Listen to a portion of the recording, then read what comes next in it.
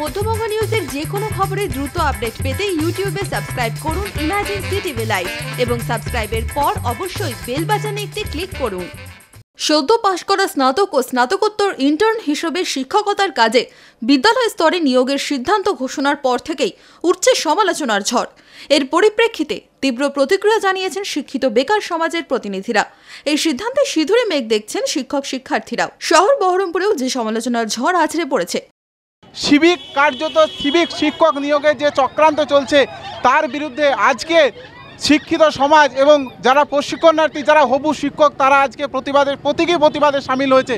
বিদ্যালয়ে হাজার হাজার শূন্য পদে পূর্ণ সময়ের শিক্ষক নিয়োগ না করে বিদ্যালয় স্তরে ইন্টার্ন শিক্ষক নিয়োগ করার মাধ্যমে শিক্ষাক্ষেত্রের দায়ভার ঝেড়ে ফেলে দেওয়ার প্রশ্ন উঠছে। শিক্ষিত বেকারদের সামনে যৎসামান্য অর্থ দিয়ে এই পরিকল্পনা কতটা মানবিক তার গুণগত মান নিয়েও উঠছে প্রশ্ন।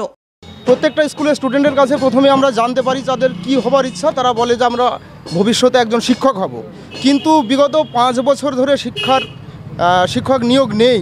এরপরেও হঠকারিতার সিদ্ধান্ত একটা স্কুলে ইন্টার্নশিপ টিচার নিয়োগ, যেখানে শিক্ষকদের মানুষ গড়ার কারিগর বলা হয়, তাদের বেতন যদি 2500 বা 2000 হয়, যেখানে সিভিক ভলেন্টিয়াররা পায় 7 থেকে 8000 টাকা, তাহলে আমাদের পশ্চিমবঙ্গ আমার মনে হয় আগামী 100 বছরের জন্য পিছিয়ে যেতে পারে। প্রত্যেকের মধ্যে একটা স্বপ্ন কাজ করে যে আমি একজন ভালো শিক্ষক হব, সেই আশাটা নিয়ে আমরা এখানে এসেছি।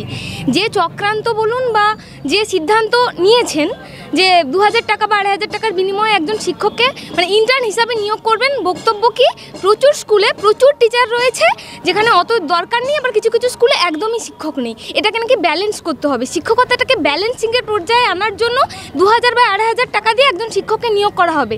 আমি টাকার কথাটা যদি ছেড়েও দিই, এটা কোনোভাবেই কি সম্মানের একটা বিষয় একজন শিক্ষকের পক্ষে? এর ফলে শিক্ষার মানও যে তলানিতে যাবে সে বিষয়েও আশঙ্কা প্রকাশ অনেকেরই। শিক্ষাক্ষেত্রে এত বড় সিদ্ধান্ত কোনো মতেই মেনে নিতে পারছেন না ছাত্র যুবরা। আমরা যে বিএডে এত টাকা খরচ করে ভর্তি হচ্ছি, ঠিক আছে, সেই ভর্তি হওয়ার ফলে আমাদের কী হচ্ছে যে অনেকটাই ব্যয় হচ্ছে, কিন্তু আমরা তো সেই টাকাটা কিছুতেই আবার যে ফেরত পাবো সেটা তো আশা নেই।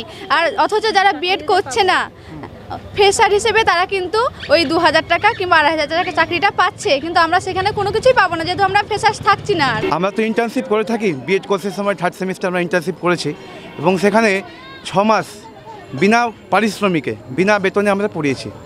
তো ইন্টার্নশিপ যদি করতে হয় তাহলে ইন্টার্নশিপ প্রথাটাকে বিএডেই 2 বার করে দিয়ে সেখানে যদি কিছু ওই 2500 3000 যাই হোক একটা পারিশ্রমিক চালু করে দিয়ে যদি সেই সিস্টেমটা করে, সেটা অনেকখানি কার্যকরী হবে। যদিও এই সিদ্ধান্ত শিক্ষকতায় ইচ্ছুক শিক্ষার্থীদের পক্ষে সুবিধাজনক, উঠে আসছে মিশ্র প্রতিক্রিয়াও।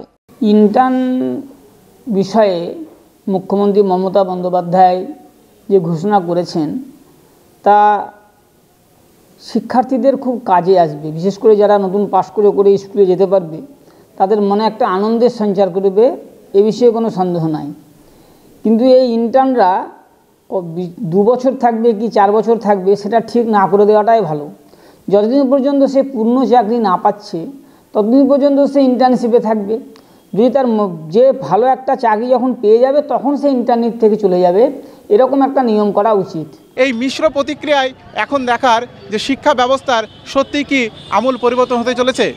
বহরমপুর থেকে নিজামুদ্দিন শেখের রিপোর্ট, মধ্যবঙ্গ নিউজ। যদি মধ্যবঙ্গ নিউজের এই খবরটি ভালো লেগে থাকে তাহলে অবশ্যই একটি লাইক দেবেন এবং ইউটিউবে ইমার্জেন্সি টিভি চ্যানেলটি সাবস্ক্রাইব করবেন। আর যে কোনো খবরের দ্রুত আপডেট পেতে সাবস্ক্রাইব করার পর বেল